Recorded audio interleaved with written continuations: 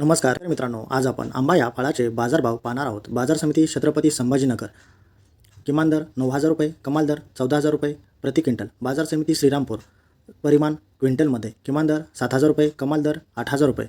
बाजार समिती सोलापूर, जात हापूस, परिमाण नगमध्ये। किमान दर 1,200 रुपये, कमाल दर 6,000 रुपये।